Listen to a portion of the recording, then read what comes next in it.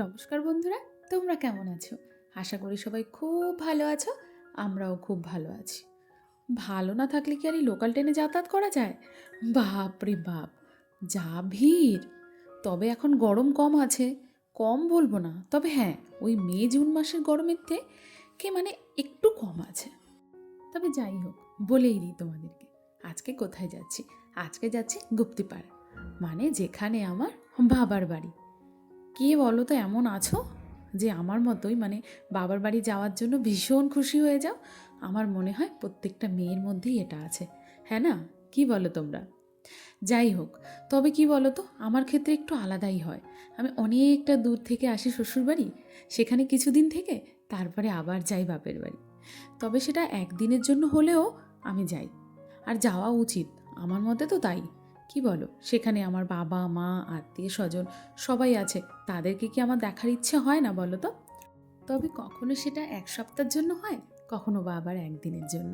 যেমন এবারই হয়েছে, যেহেতু আমাদের ছুটিটা খুবই কম, তাই এবার সেটা একদিনের জন্যই হয়েছে। যাই হোক, এর আগে তোমাদের সঙ্গে আমি গুপ্তিপাড়ার একটা ব্লগ শেয়ার করেছিলাম। তোমরা সেখানে দেখতে পেয়েছিলে অনেক পুরনো মন্দির, ভীষণ সুন্দর জায়গা। আগেও বলেছি, এখনও বলেছি, তোমরা এসে কিন্তু ঘুরে যেও। আর জানো তো, আমি কিন্তু গুপ্তিপাড়াতে নামি না, আমি কিন্তু বেহুলাতে নামি। বেহুলা থেকে তারপরে টোটো ধরে তখন বাড়ি যাই। আর বেহুলা থেকেই আমার বাড়িটা কাছে হয়। তবে গুপ্তিপাড়াতে নামলেও খুব ভালো, তবে বেহুলাতেই আমরা নেমে পড়ি। আর এই যে ট্রেনটা যাচ্ছে দেখতে পাচ্ছ, এটা কিন্তু হাওড়া কাটোয়া। যারা যারা ভাবছে নবদ্বীপ ঘুরবে, তারা কিন্তু এই ট্রেনে যেতেই পারো। হাওড়া থেকে একদম বসবে, নবদ্বীপে এসে নেমে যাবে। তবে হ্যাঁ, নবদ্বীপ হয়ে কাটোয়া পর্যন্ত পৌঁছায়।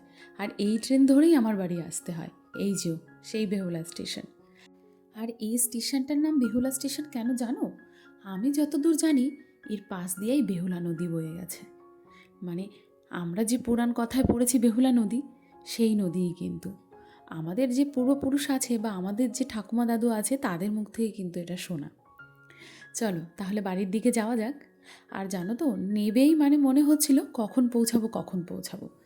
রাস্তায় যা দেখেছি তাই তো কিনেছি, তাই ব্যাগ তো ভর্তি। আর দেখো, বাড়িতে এসে কিন্তু মানে একটুও আর টাইম সহ্য করতে পারিনি আমরা। জাস্ট মা বাবার সঙ্গে দেখা করা, একটু আদর খাওয়া, তারপরেই বেরিয়ে গেছি ঘুরতে। তাই বাড়ির ভিডিও আর তোমাদের সঙ্গে শেয়ার করতে পারলাম না। চলে এসেছি একটা খাল বা বিল বলতে পারো, মানে আমার বাড়ি থেকে সামান্য একটু দূরে। তা মনে হচ্ছিল যে যাই সেখানে ঘুরে আসি, কারণ কিছুদিন আগেই শুনেছিলাম চারিদিকে জল হয়েছিল খুব। তাই সেই জলেই ওই বিলের জল ওপরের দিকে উঠে এসছে।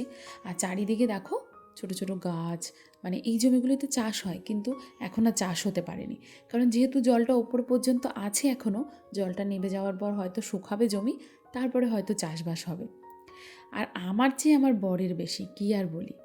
সে তো জল দেখে এই রকম মানে মহল দেখে থাকতেই পারছে না। কোথায় কাঁকড়া, কোথায় মাছ। আমি বলছি কিছু এখন পাবে না, কিন্তু কার কথা কে শুনি। তার সঙ্গে আমার দিদির ছেলে, ব্যাস নেমে পড়েছে। আমি বলছি যেও না, ওখানে সাপ টাপ থাকতে পারে, কিন্তু আমার কথা কে আর শোনে। তবে জল অল্পই ছিল, ওই তার মধ্যেই ভাবছে যদি কাঁকড়া পাওয়া যায়, যদি মাছ পাওয়া যায়। আর তোমরা তো দেখেছই, এখানে আমরা প্রচুর ভিডিও বানিয়েছি কিন্তু।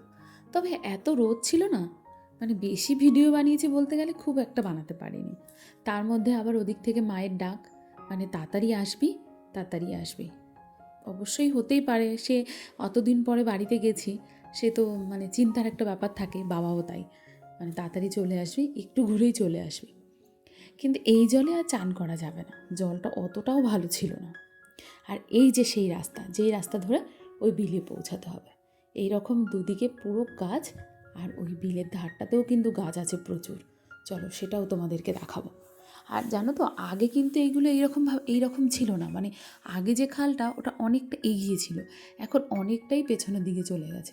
ওই যে বলে না ধীরে ধীরে মানে যে চর পড়তে থাকে, আর পেছনে মানে পেছন দিকটা নদী ভাঙতে ভাঙতে পেছনের দিকে সরে যায়, এরকম ব্যাপার হয় না, সেই রকমই এখানে হয়ে গেছে। আর দেখো কি সুন্দর না, মানে কি বলবো। আর অনেক দিন পরে আমি দেখছি তো, আমারও এত ভালো লাগছে, মনে হচ্ছে এখানেই মানে সব ভিডিও আমি এখানেই বানিয়ে নিই। কিন্তু কী করা যাবে, সময় তো কম, অত ভিডিও বানানো যাবে না। আর তারপর গেছি এমনি ঘুরতে, সেখানে কতক্ষণ ধরেই বা ভিডিও বানাবো। আর দেখো এদিকে এই যে এরকম কচুর চাষ করা আছে, এর নিচে না অনেক কচুর লতিও আছে। আর এই সেই বিখ্যাত ফুল যা কানে গুঁজে মাথায় দিয়ে অনেক ভিডিও বানানো হয়েছে। তবে কি বলো তো, এত সুন্দর দেখতে লাগছিল না, আর সত্যি কথা বলতে অনেক দিন পরে দেখলাম তো, তাই হয়তো এতটা বেশি ভালো লাগছিল। কখনো মাথায়, কখনো কানের পাশে কোথাও গুঁজছি, কে জানে। সত্যি ভীষণ সুন্দর। যাই হোক, চলো এবার বাড়ির দিকে যাই, কারণ অনেকটা টাইমও হয়ে গেছে। আর দেখো বাড়িতে এসে শুরু হয়ে গেছে কামরাঙা পাড়া। মানে কামরাঙা প্রত্যেকবার যখন আমি আসি, এখান থেকে যে কত কামরাঙা আমি বাড়িতে নিয়ে যাই কি আর বলি। তবে এখনও না বড় হয়নি, আরও বড় হবে। আর এগুলো পাকলে পরে ভীষণ টেস্টি হয় খেতে, তবে কাঁচাতেও খুব ভালো খেতে, টক মিষ্টি মিলিয়ে। আর এই যে কামরাঙা গাছের নিচেই হচ্ছে আমাদের কাঠের, মানে কি বলবো, এখানে জ্বালানি রাখা। তবে কাঠের যে দোকান সেটা হচ্ছে রাস্তার সামনে, সেটা আর তোমাদের সঙ্গে শেয়ার করতে পারলাম না। ওই যে বললাম, সব কিছুর আর ভিডিও বানানো হয়নি। মায়ের বাড়ি গেলে অত কিছু আর হয় বলো তো, আনন্দ করতেই তো ব্যস্ত।